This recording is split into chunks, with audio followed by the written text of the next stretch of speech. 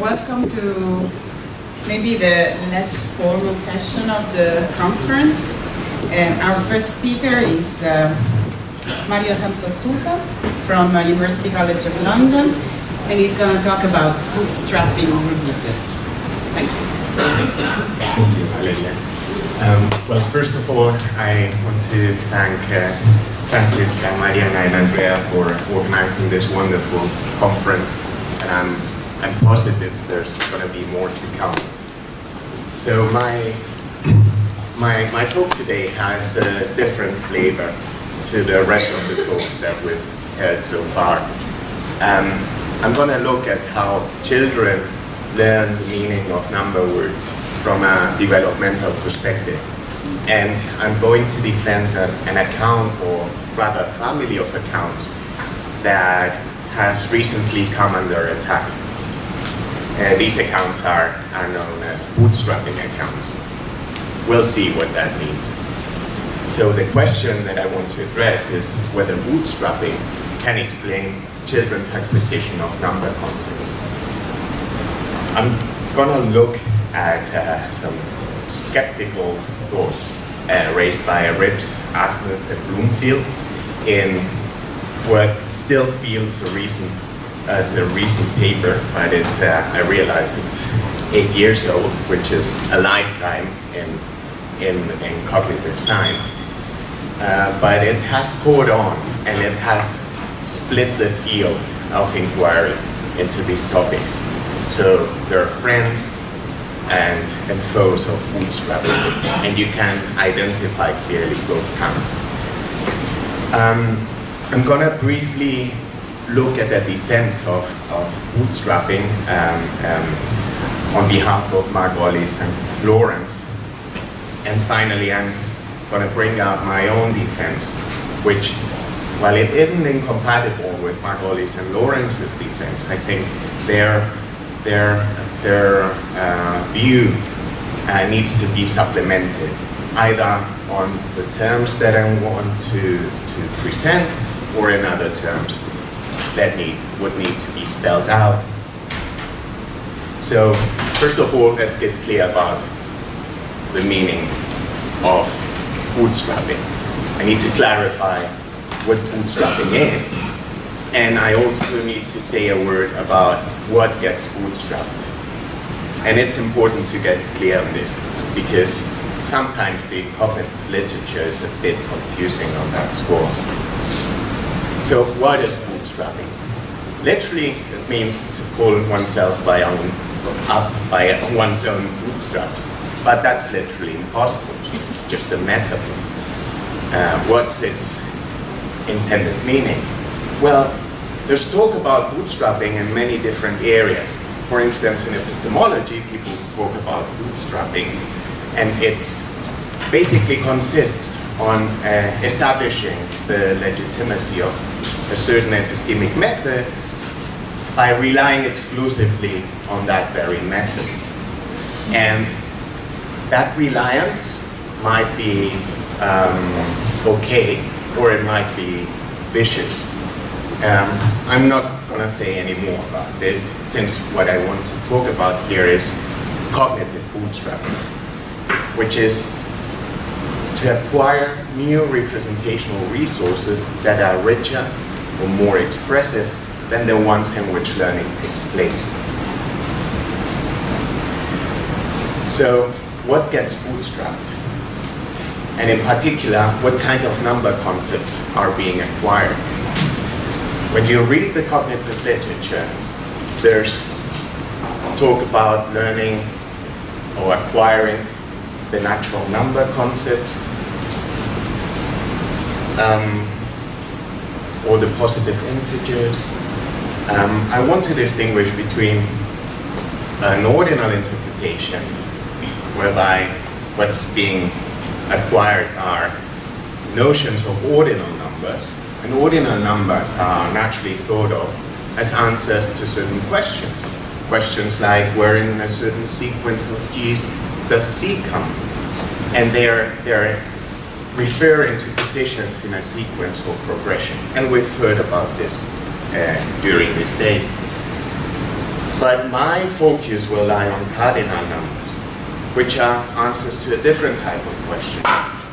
Questions like, how many F's are there? And they can be naturally thought of as size properties of sets or collections.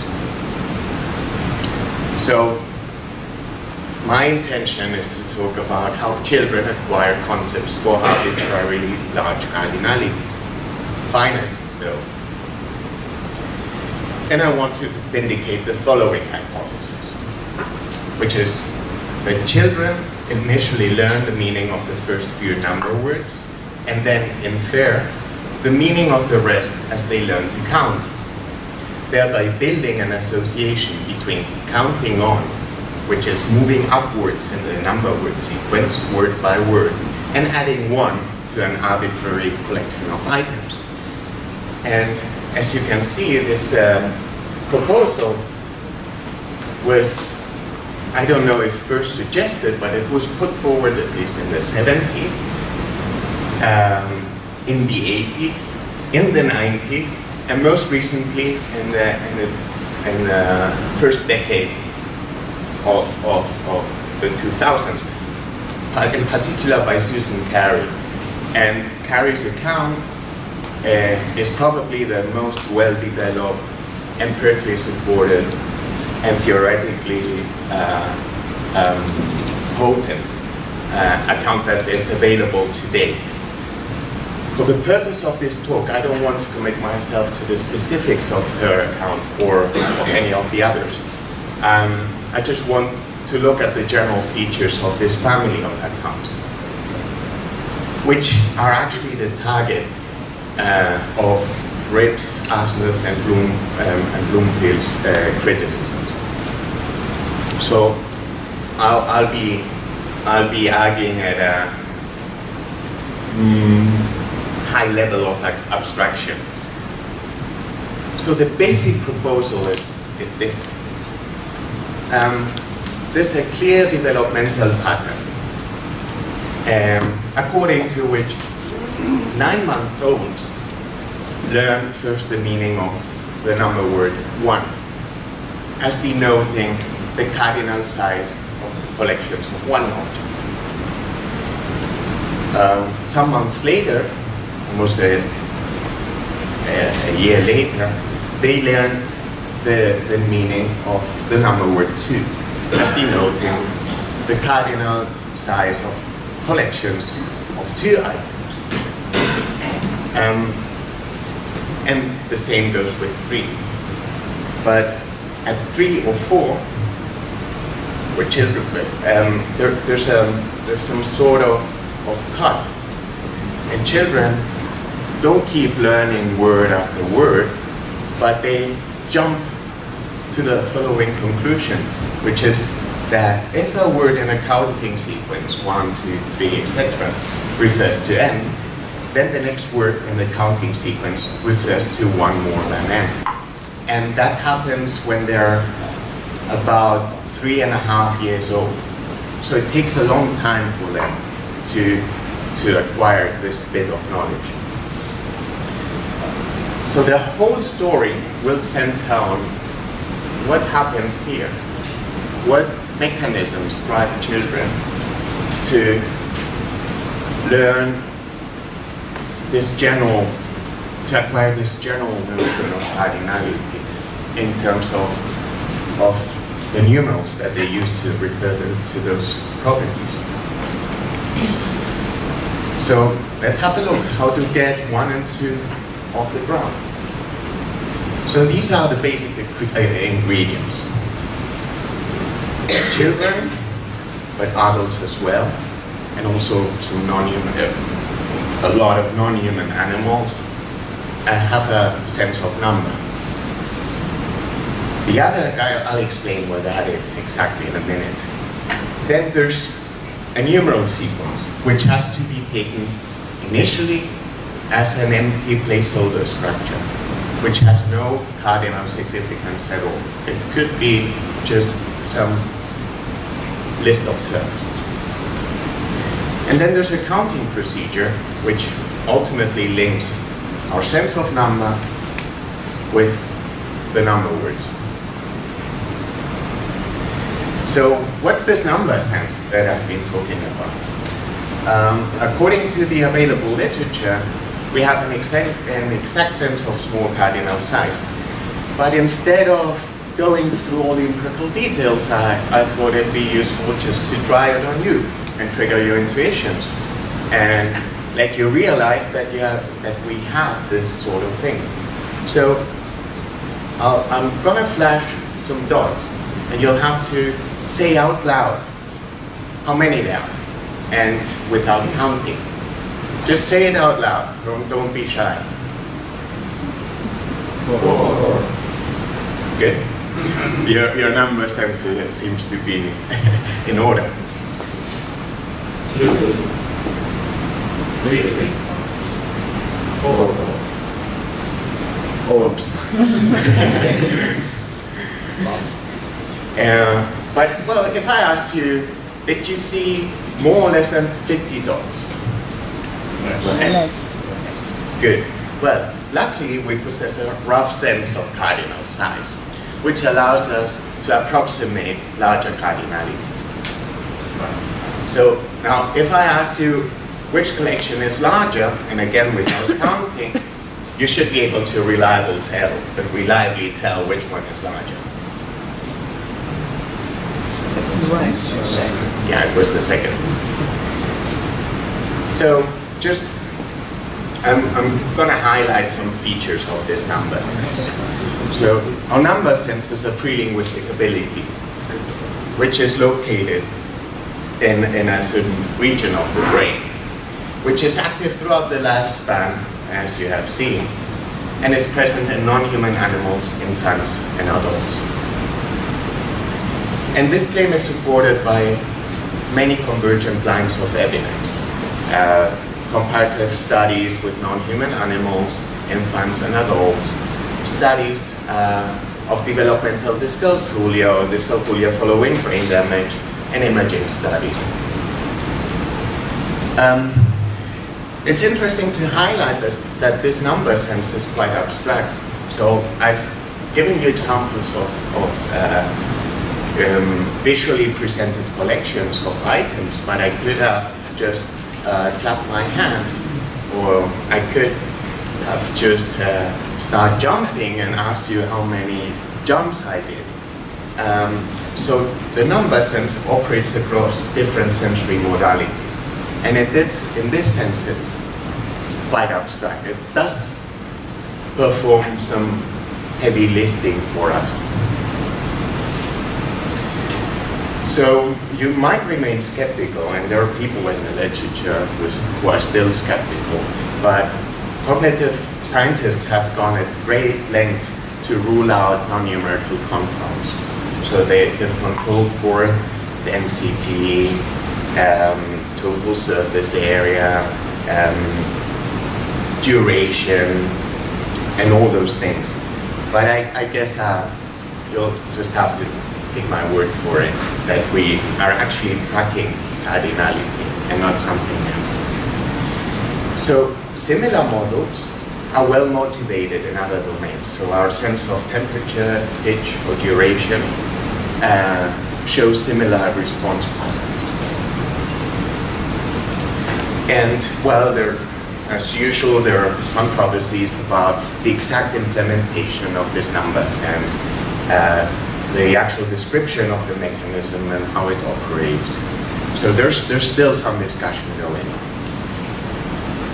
on. What's crucial here is that the number sense has important limitations. You've seen you can track the exact cardinal size of certain collections of items beyond a certain number. The limit is at 3 items with children. Adults get up to 4.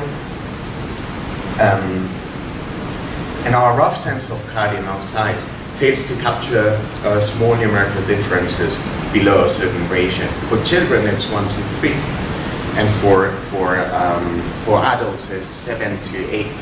That's remarkable. Well, if you think of the dots that I flashed on the screen, there wasn't a huge difference in number between them, and you still could tell which one was larger. So, all right, given these limitations, how do we reach beyond the number sense?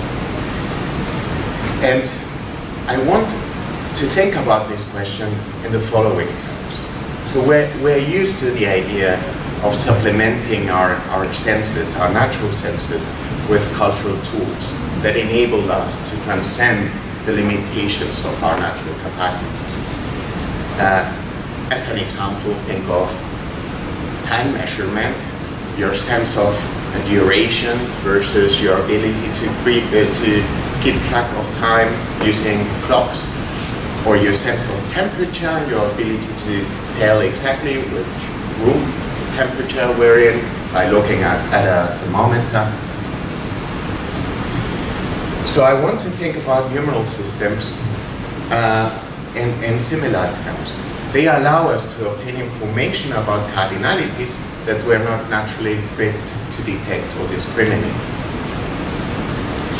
And these systems are used as vehicles of information, which, building on information already accessed, provide a means of accessing further information by performing certain operations on them. So I just want to give you a rough typology of different varieties of numeral systems, which present interesting and diverging properties. So the most basic one are tally systems. And they have this particular feature that they provide exemplifications or instances of the cardinality they represent. So if you have four strokes, these 4 strokes instantiate the cardinal size 4. And they in turn denote that property. Whereas positional systems, by contrast, are placeholder structures that lack intrinsic reference to cardinal size, unless they are embedded in a counting procedure, which allows them to get their meaning. And then, just for contrast, think of lookup tables, where the connection between the symbol and its referent is entirely arbitrary. And there's a nice short story by Borges called Funes de Memorias, where, well, Funes, you don't have to read the whole thing. Funes is somebody who has perfect memory. So he can afford just to name cardinalities whichever way he wants. So instead of saying, say, 7013, he would say Maximo Perez. Why not? Instead of 7014, the railway. And other numbers were Luis Melian Nifour, the clubs, the way, the gas, Agustín de Bedia. Instead of 500, he would say 9. And the narrator of this story complains that Funes gets things entirely wrong. Because to say 365 is to say 300 6/10, 5 units. And that's an analysis which Funes' numbering system doesn't support. Well, my focus here will be on positional systems. And as I said, they're placeholder structures that lack intrinsic reference to the cardinal size they denote, unless they're embedded in a counting procedure. So let's have a look at what's involved in counting. Gettman and Gallistel in 1978, in a landmark book, The Child's Understanding of Number, isolated what they call the counting principles. So there's, for instance, the one-to-one principle, which is one of the crucial ones, which is that one and only one tag is used for one and only one item in a count. You have the stable order principle, which is that the tags you use in counting must be applied in a fixed, repeatable order. That will allow you to compare different collections of objects. If you change to the order in which you apply your the order of the names, the number words that you're using, you could draw comparisons across counts. And there's the cardinal principle, which is that the final tag in a count gives the cardinality of the set of items being counted. And that's crucial as well, and that's the one that takes a very long time to master. Finally, the abstraction principle, just that anything could be counted in principle. You can count angels, you can count thoughts, and you can count physical aggregates. And the order irrelevance principle, which is not to be confused with the stable order principle, and it's just that the order in which you count the items in the collection is irrelevant. You can start one way or the other. So the idea is that when children bring together the number sense, the numeral list, and the counting procedure, which we have just seen, that links one and the other, they manage to draw this correspondence between counting on and adding one. So again, first they fix the meaning of very few number words,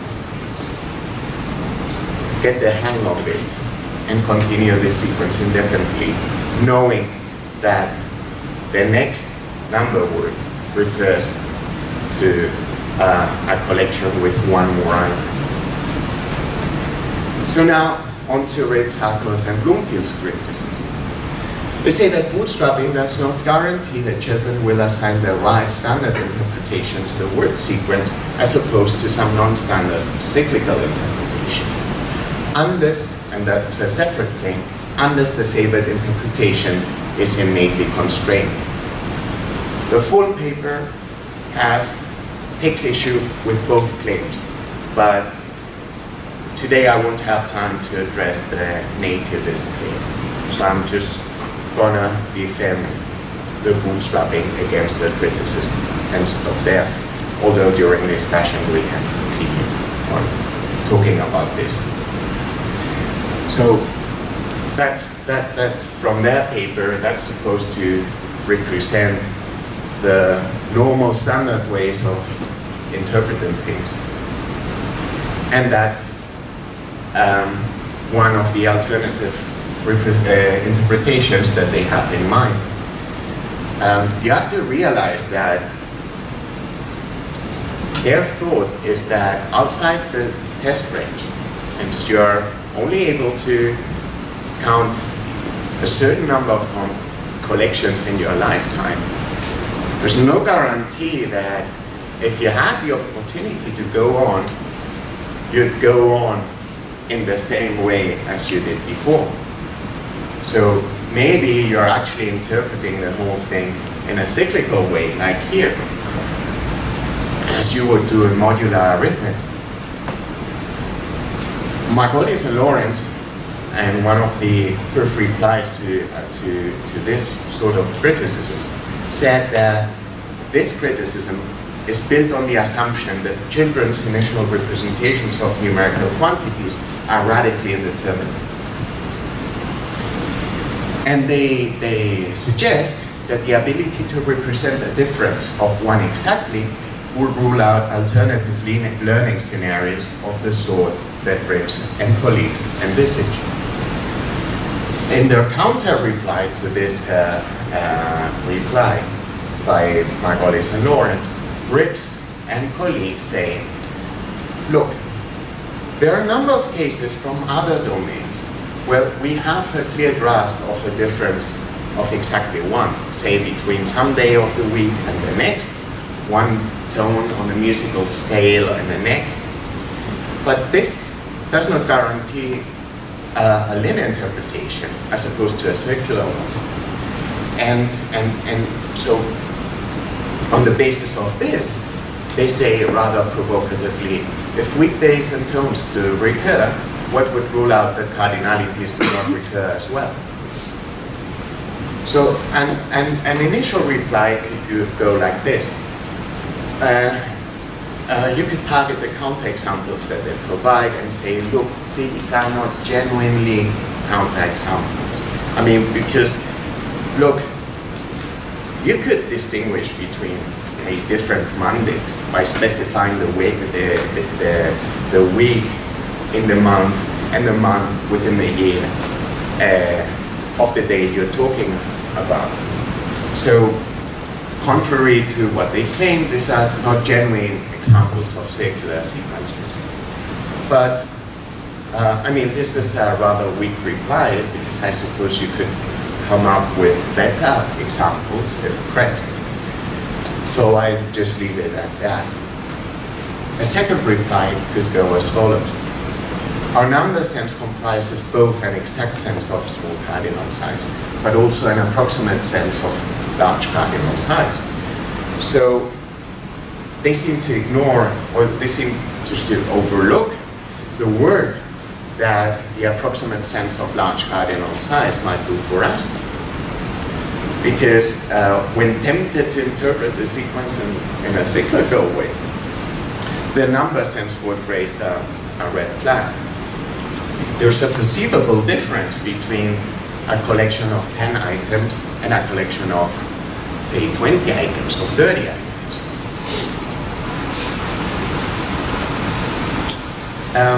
To this, Ribs and Asimov would say, well, suppose the assigned interpretation cycles back much later on in the sequence, or perhaps there's a loop in some higher orders of magnitude, which we can't perceptually discriminate with the help of our number sense alone.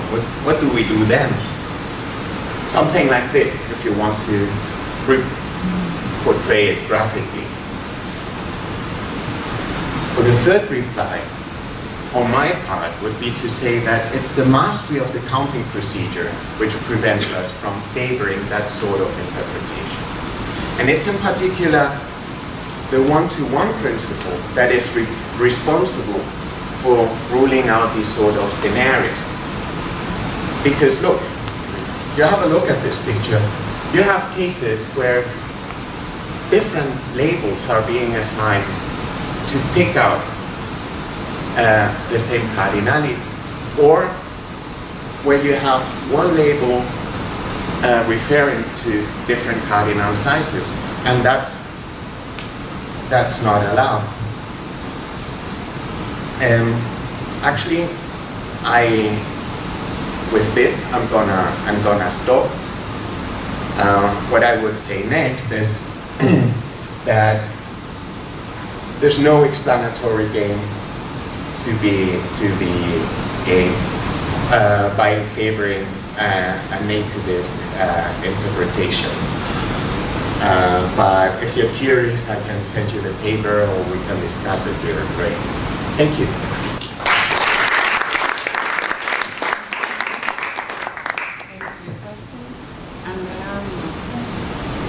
Sorry, just a clarification. Thanks for the talk. Just clarification on just a clarification on your third reply. No, non le toccare. Yeah. So the idea is the problem is, what if the cycling begins later in the sequence, so we can perceptually discriminate? And you would say that what prevents this is the one-to-one principle. But actually, I'm not clear of the dialectic here, because the one-to-one principle is just the negation of the claim that we can that children can use the same label for different cardinalities. So if there is no empirical evidence they don't apply the same level to different cardinalities, so I'm not clear what's the empirical evidence of the one-to-one principle. So it just means that you are assuming the negation of the thesis 1 to 9. Yeah, thanks for that question. And well, boiled down to its basics, it would seem that I might be begging the question against them and assuming what I want to prove right from the outset.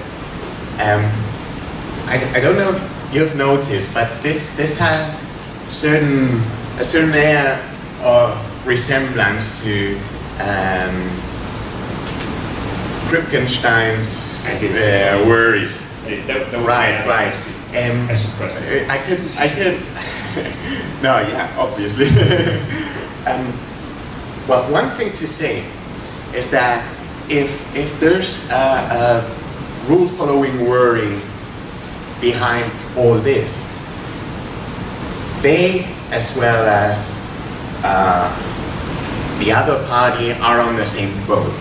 So it really threatens everything, and there isn't much to be done about that if you really endorse the skeptical worry along the lines that could be raised. So that's one thing. But now, leaving that apart, there's empirical evidence that outside counting contexts, children acquire a principle that is analogous to the one-to-one principle. So they, independently of counting, they are able to reliably pair things off one-to-one or match things one-to-one. Previous to giving it a numerical interpretation and previously to using it as a means of cutting cardinal size. So I don't know if that helps, but one could claim that you could help yourself to this principle in a different context and then import it into the counting context. Right. So this is not a question, just comments that one nice direction where these sort of research points is that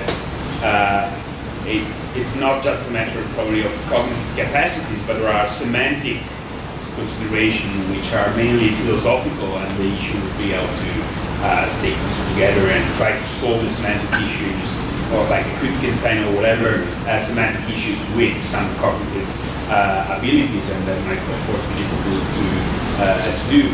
And the other thing is, of course, I totally take your reply, and then one could of course go on and say, what's the reason to suppose that if I have this cognitive ability, or probably this cognitive habits that works in some area, for example notes, like musical notes, it also works or is applied or is activated whatever in numerical misconduct. I guess this is a dialectic point as well. Yeah. No, we can. I have to confess that I have never been convinced by this literature for a quite basic reason. It seems to me that accounts like those can at most give an explanation of certain practices, but there is no reason that I can see for these practices are to be connected with our concept of number as it is used in mathematical theories. And this is not true, in fact. There is a way to make the connection. And this way is a very old philosophical thesis that those research wanted to dismiss. It's called Platonism. If you consider there are abstract objects, number are there, it exists independently of us, of course we can refer to them when we count or when we make pair arithmetics, because they are exactly the same object there. And when a child says 1, you refer to that. When it's 2, you refer to that. When it's 2000, you refer to that. So there is a very easy way to account, to take these accounts, to say, okay, we are speaking about natural numbers. But if you don't buy Platonism, it's quite difficult to say that what you are explaining is the way in which we understand the notion of natural number, rather simply the way in which we practice. We have certain practice. And I make you a very simple example, very quickly. Imagine someone that, like all of us, has a perfect mastering of the language use of a numeral system, 1, 2, 3, 100, 102, and is perfectly able to do that, and there is no cycle, it's perfect. Still, this person can have the idea, and I am sure that a lot of people have this idea, that numbers are compositional objects, that 32 is composed by 3 and 2, but is obviously false, because natural numbers are not a compositional object. Because, so, this sort of mastering is perfectly compatible with a completely false idea of what natural numbers are. So how can you say that what you are speaking to us is the way in which we acquire knowledge of numbers?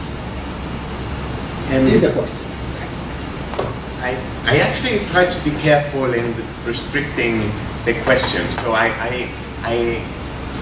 hope I didn't give the impression that I wanted to account for a full-fledged, mature, historically mature concept of cardinality, let alone of natural numbers. Because I completely agree with you that when you read a research paper on these topics, it usually starts out promising more than it can actually deliver. I actually don't think that these studies, strictly speaking, bear on our mature conception of natural number at all.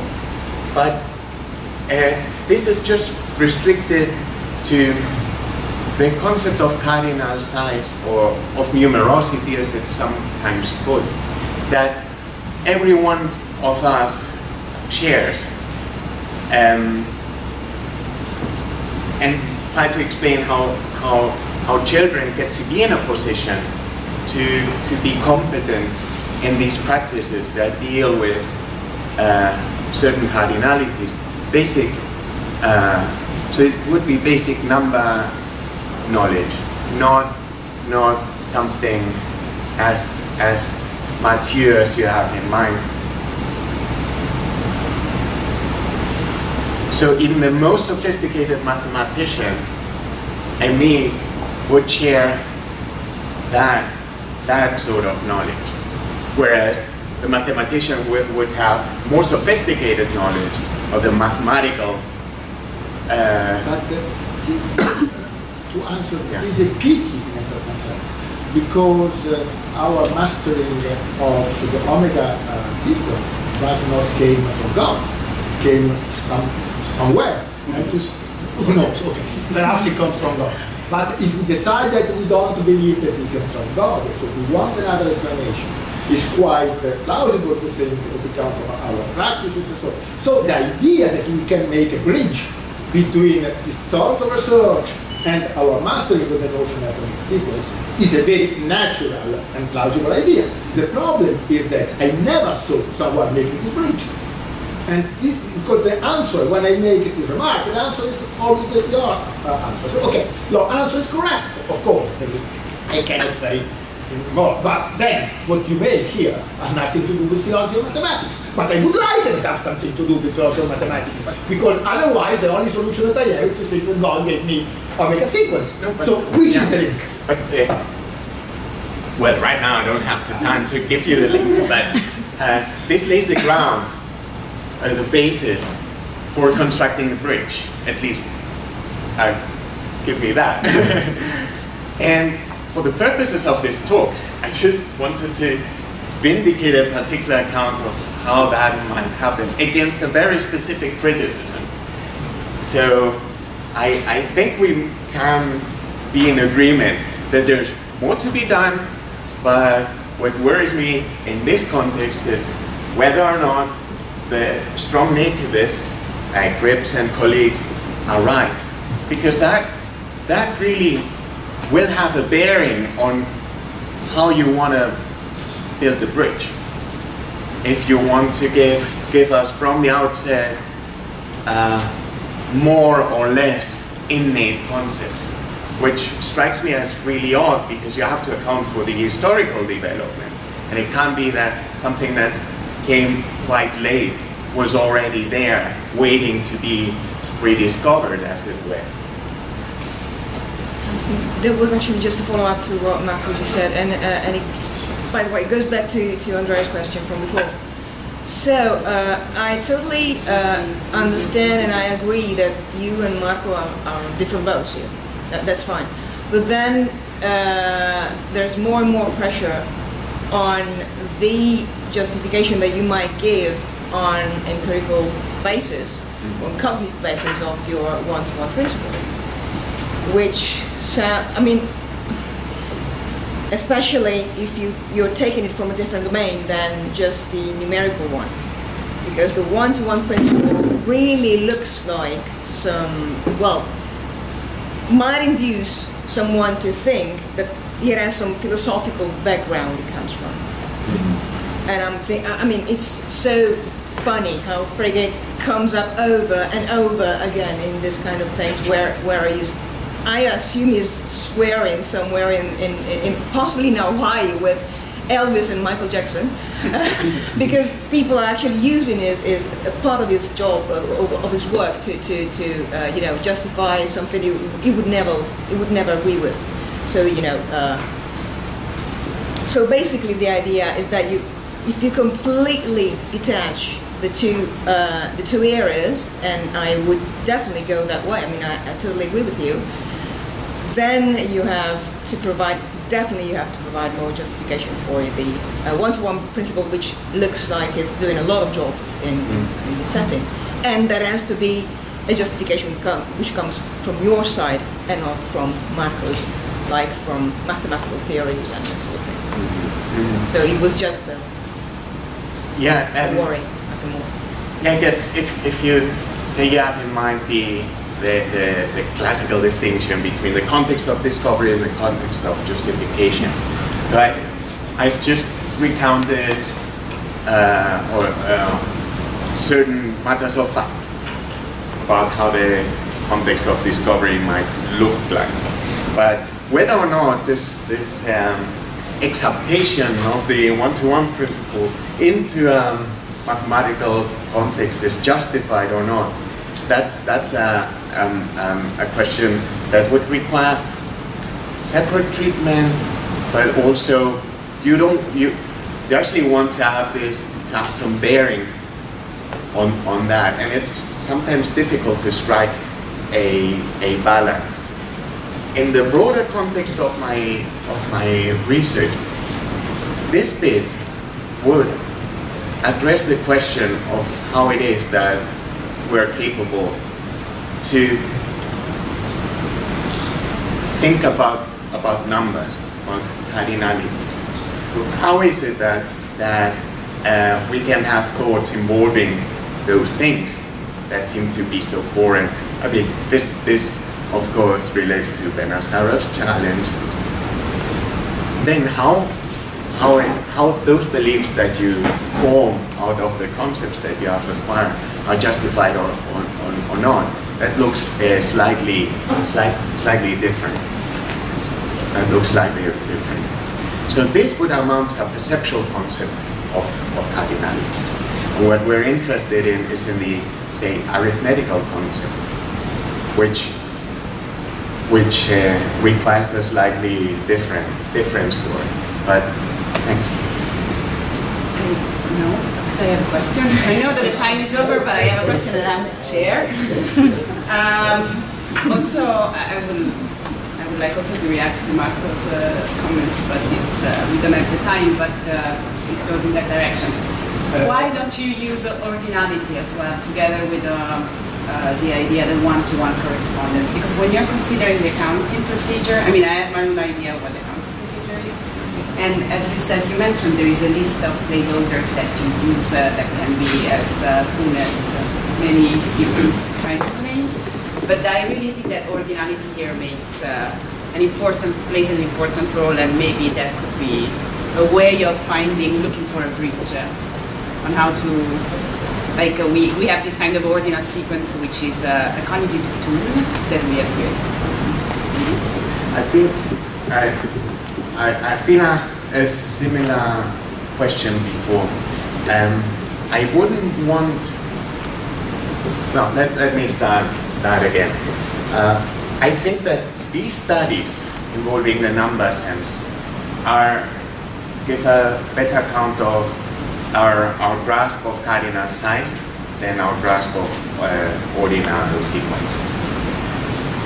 Then, now more specific to your question, I wouldn't want, in order for this picture to get off the ground, I wouldn't want children to be required to have a previous grasp of, say, the omega sequence in order to be able to engage in counting activities.